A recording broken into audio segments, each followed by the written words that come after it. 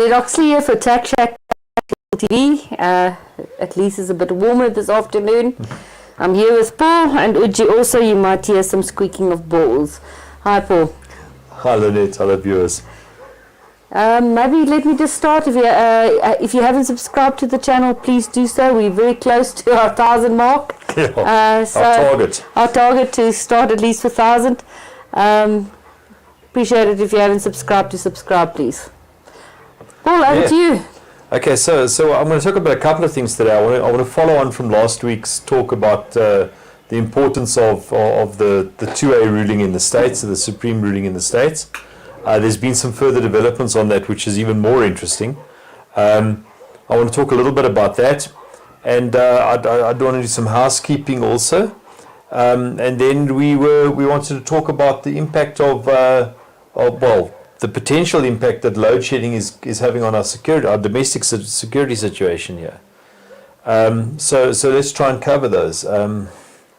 As far as housekeeping that I want to talk about is we've had Shayna for the last couple of months doing follow-ups, going back.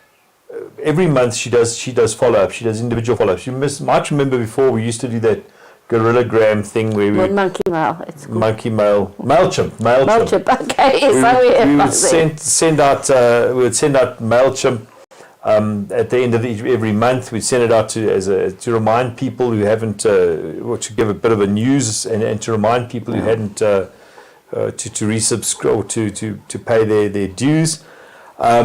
It turned out to be horribly uneconomical. It was costing us 8,000-9,000 rand a month. That's ridiculous. To do mail shots, and we got the feeling that people that I don't read newsletters, and I get a feeling a lot of other people just become bored with them. It's a newsletter. I'm not really interested in buy. So we figured out that we weren't being very effective with that, which is why we're doing this that we do here now. We get a lot more throughput with it. It gets watched. And it's on a weekly basis, so it's much more. It can be much more topical. But what we've been doing also now for the last couple of months, we've had Shayna, one of our admin assistants, individually reminding members when their renewal is due, their membership renewal is due. So she's been individually emailing them for the current month, but then also for the month we started, obviously, I think it was May. I think we started. We did for May, and then we also did for April, and we're working backwards, month by month, every week. We've got, I think we're back now to June last year, and we've now putting the stuff through for July this year. The reminders for July this year. We'll keep on working back because if we pick up a straggler or two a month, it makes it all worthwhile. Absolutely. We need our members, we need our membership, we need the numbers. Absolutely. And the best way to do that is to we're individually reminding people. Because as we know from firearm license renewals, people don't remember these things. No. It looks like the cards are coming through a lot. I've had a couple of guns going out. It's very interesting, but this is the advantage of locking all of the 2-year-old applications in faulty towers and walking away. Yeah. They've caught up with all the current stuff, so now they can actually process it in real time, which is tremendous. Except for the backlog, if you're in Except for the backlog, if you're in that backlog, you're done, dude. You're going to wait forever. And the caliber codes. So we've just been chatting about it because I do the 350s electronically. And you have to know the caliber codes just don't make sense. So I've put in a 1522 this week, which is a .22 caliber. .22 long rifle. So that's the first one that came up on the electronic form. So I put that .22 long rifle in, and then it basically says firearms are not registered on the system. Now that means something is wrong. So I actually went back and then I asked the suppliers or the importers what did they use, looked at their 350s. So what they had, which is also on the system, so there's 3 or 4 different .22 long rifle stuff that you can choose from. This is .22 long and then in brackets LR. So as I put that through, it went through. It's just ridiculous. The SAP has cocked the system up beyond imagining. In the to the purpose of, as they termed it, data purification. So they Purified. started out with a system where they'd created calibers as they needed them for guns that were being imported. Yeah. And then they decided, well, let's purify this. And then they completely destroyed the system. So guys are going in to renew firearms now, and they're getting told that there's a caliber preference for the firearm. And they've got to guess the correct one. You have to guess. Or they can't, oh God, or the police can't. You know, the police cocked the system up themselves. They screwed the system up themselves, and they're making it the applicant's fault, So the applicant's problem. when people are renewing licenses, and say, for example, they had a certain caliber code, and now that caliber code no longer exists, now they're requiring a 521G. Yeah, they're requiring gunsmiths reports or commercial agents reports. Because they've changed the caliber code Because from they when it screwed it was up. just And the ridiculous. gunsmith's report doesn't know what their caliber code is. You have to guess again. So again, you're stuck in this thing where it goes to the gunsmith looks at it and says, well, it's a .22 long rifle. No, it's not. That is a .22 long rifle in brackets LR. LR. Exactly. You know, It's just ridiculous. Anyway. they've you know, the police, as we've said time and again, the police are not the right people to be managing this administration. They're just not. They're the worst people to be managing it. Apart from the corruption, and the general incompetence, and the fact that they just time servers. Most police people at this stage are there for the job. Yeah. They're not there because they It's have not the this job, it's the money. thing about It's well, getting a salary, that's it. We don't know. So anyway, so the police are the worst possible people for this, and yet they're the people running a complex administration. You know, it's almost like appointing ANC cadres to run Eskom. It's that ridiculous. Anyway, so that with the caliber codes as well. Thank you, Lynette. Sorry. Now I'd like to talk a little bit about. So last week we spoke about Clarence Thomas's his ruling on 2A in the states where he said basically that you can carry the firearms outside of the home. That's constitutional. Anything that what people don't understand. Okay, so let's go back to this constitutional right thing, or this natural law right. Natural rule that we talked about as well. A constitution of a country, a Bill of Rights, doesn't tell you what powers the government has. It tells you what powers the government doesn't have. Okay, so it'll say, so that's where the 2A comes from, the 2A of the Second Amendment to the United States Constitution. It says the right of the people to bear arms shall not be infringed. Yeah. It doesn't say the people have the rights to own guns or to carry guns or howitzers or whatever. It says the rights of the people to bear arms shall not be infringed. It's an instruction to the government that they must keep their cotton-picking hands off firearms. Anyway, and so it's not. It doesn't give the people the rights. It recognizes that people have natural rights, and it tells government to keep their filthy fingers off it. So previously, in the case of Heller, the United States Supreme Court found that people could own firearms in their own homes. In this case, it was New York State. This case that was delivered. The judgment was delivered last week. It was found that the people can just inside the homes is not sufficient.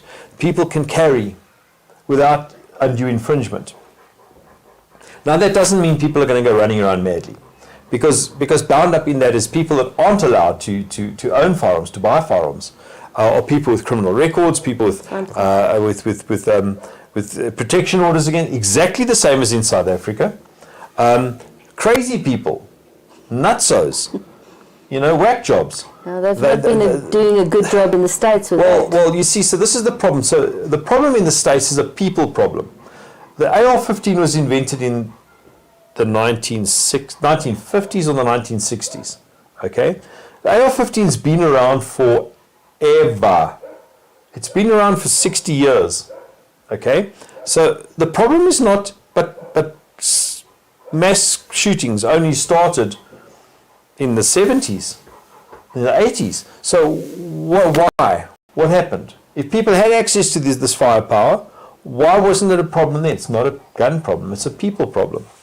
So what happened was that the United States started treating mental illness with kid gloves.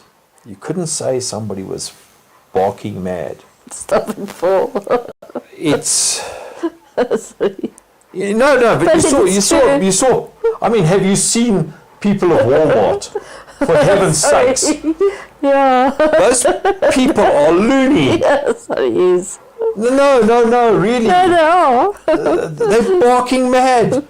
They belong in institutions. But they're not. But instead of dealing with the mental health problem in the States, they've been prescribing drugs to the people. Wildly. The United States will never conquer the drug problem because they are the drug problem. Yeah. They prescribe. If you look at small towns, every second housewife is on. Guys, seriously, go and do yourself a favor. Look at Breaking Bad. It's that bad. They're cooking meth by the metric ton. The cocaine wars. The cocaine wars are driven by American demand for cocaine. Nothing else. Yeah. Nobody else in the world has this. The Americans absorb drugs like it's going out of fashion. There's a mental health problem there. There's a huge mental health problem. Yeah. Anyway, so the point being that already people that can't pass a background check, a simple background check, and it literally can take minutes. Yeah. While the guy's standing at the counter in a gun shop. They can do the simple background check. He's not a criminal. He hasn't beaten his wife too badly. He's not drooling on the counter, so therefore he can have a firearm. And it can be that simple. So the ruling last week was that people not only can buy the firearms and have them in their homes, but they can also, without undue cause. So they used to have to show cause to get a concealed carry permit. You see, there's this whole thing about open carry in the States. So you can open carry a firearm, But not concealed. but not conceal carry it. In certain states. In certain states. The constitutional carry states, you can open carry. And the theory seems to be that if you can see Johnny walking down the road drooling with his AR-15 in his hand, you know to take cover. But if he's carrying a concealed weapon, you can't see these potentially dangerous. So this is why the concealed carry is such a big thing in the States. So the ruling last week was that you shall not put undue obstacles in the way of people getting a concealed carry permit.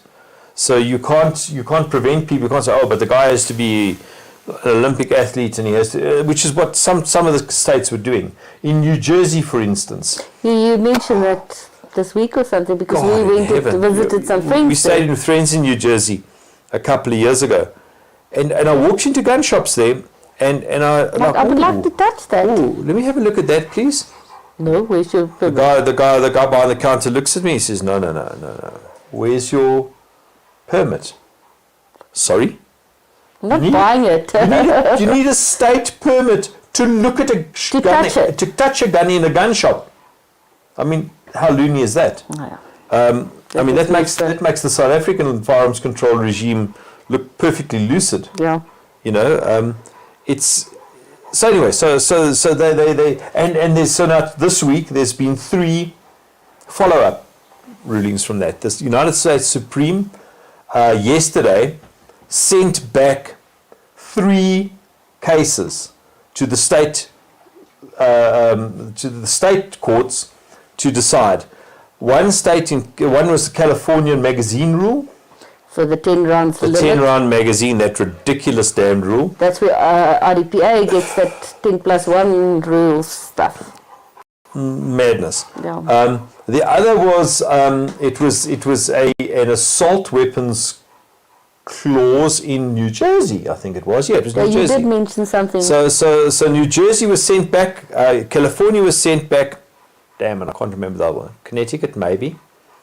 But also one of these rules. The The Supreme sending them back down to the state courts means that the state court has to reconsider it in the light of the Supreme's new rules, which is up there, which has now clarified the issue about shall not be infringed, etc., etc. So the state court is now going to re-examine that case. It's like an appeal, a further appeal. So that's great news. That's absolutely fantabulous news. It's going to have far-reaching implications in the states. And as we said last week, all of the legal scholars, they look at jurisprudence from around the world. In Britain, and although there's not much jurisprudence in Britain apparently, as Her Majesty pleases, but around the world they look at jurisprudence, and they look, and the United States Supreme is obviously one of the big. When America catches a cold, the world sneezes. They are de facto leaders in a lot of areas, and this is one of the areas. Their jurisprudence is very well developed. So when they do something, they make a major move like this, our justices also will be taking notice of that. Okay. So it's a good thing. You don't get, the people will be less inclined perhaps to start talking about these crazy assault weapons. What the hell's an assault weapon? It's any weapon that you assault somebody with. And you hit the oak over the head with a rolling pin, it's an assault rolling pin. And the story is, it's never been, the IR never stood for assault rifle, it stood for armor-light rifle, but in any case. So that the whole misconception about assault in the name starts to diminish, which is a very good thing for everybody. Absolutely. Then guys, lastly, I want to wrap up by talking about what's on everyone's minds right now. In fact, I suspect that we're in load shedding right now, blackout. Fortunately, it doesn't affect us, but it does affect us. So we had our security company around here an hour or two ago because our alarm, the radio wasn't communicating properly with the control room. Okay, so we had them around and they sorted that out. And I spoke to one of the guys whilst we were busy, and I said to him, so what's your guys' crime spec like now? Are you sure? I had a newsletter this morning, which I don't think you've seen. I haven't read it because I don't read newsletters. Surprise! Anyway, that's the problem. These hours and hours and hours of darkness, 5 hours of a trot of darkness in the middle of the night. The alarm batteries are stuffed. And the alarm batteries all buggered. So because they're not designed for this, they're not. So there's an answer to this, internet land. You can now get at relatively reasonable prices. Alarm batteries cost. Those lead acid alarm batteries cost you what, 200 rand to replace. Okay, those little 7 amp hour or 8 amp hour alarm batteries. He's licking the wall. Yes, I know. The dog's licking the wall. Sorry. I don't know why. Sorry. So they cost you about 200 rand to replace. You could always get absorbed glass gel batteries, which were more expensive, and they were like 300 or 400 or 500 rand. But you can get lithium ion 7 and 8 amp hour batteries, more expensive, which fit directly into the alarms. They're more expensive. They're anything from 600 to 800 rand a battery. You can get them. They're available now. The advantage of those is they can handle. They're like your cell phone battery. It's lithium ion. It can handle being charged and then being discharged. It can handle being half charged and then discharged. A lot better than the lead acid batteries or the AGM batteries. Wow. So that's a tip, guys. Go and look for those. The other thing is, what we really want to talk about is these hours and hours of darkness that we're now struggling through every night. And it's going to be like this for a while. When the lights go out, it's the criminals' playground. If you look at the training material, what is the criminals like? Darkness. They like not being seen. Mm-hmm. So guys, during this period, for heaven's sakes, do the best that you can to look after yourself and your family. Yeah. At night, don't leave your firearm in the safe. Have a torch next to the bed. Have your firearm next to the bed, have your torch next to the bed, so that you can see something if you wake up and it's darkness. and there's a noise. Have your torch. Don't, borrowing from what happened last week with that unfortunate police officer who heard a noise outside, went back to his bedroom, got his service pistol, walked out into the passage and shot his child through the window. What do we do? Know your target and what's Know behind your it. target and what's behind it and in front of it. Yeah. You identify your damned target before you pull the trigger. Absolutely. That shot belongs to you. Yeah. Wherever that shot goes, it's your business. Yeah. Heaven's sakes, do not do this to your family. Yeah. Please, guys, please. Identify your targets. Take a torch with you. It's dark at night at the moment. I think the full moon is only in about 2 weeks' time. So right now we're at the darkest phase of the moon. It's dark at night. It's cold. Have a torch next to the bed. Be able to identify your target. Look after yourselves. Look after your families. Yeah. Because I think the crime is going to increase. Crime is it is increasing. And obviously the whole As the financial situation has with the become more lockdown, tricky, exactly. as lockdowns, the damage that lockdown caused to our Taking economy people, is starting to filter through. People are becoming more desperate. Yeah. They're going to start hitting more houses. They are hitting more houses. Lockdown is a gift for them. It's manna from heaven. It's all these easy targets. Yeah. Don't be an easy target. Don't be an easy target, guys. Yeah. Keep your doors locked at night. If you call your security company to investigate something, don't go outside to greet the security company. The security company is probably armed and they've got a torch. Wait inside until the security company clears your property before you go out to talk to them. Don't make yourself a target. Yeah.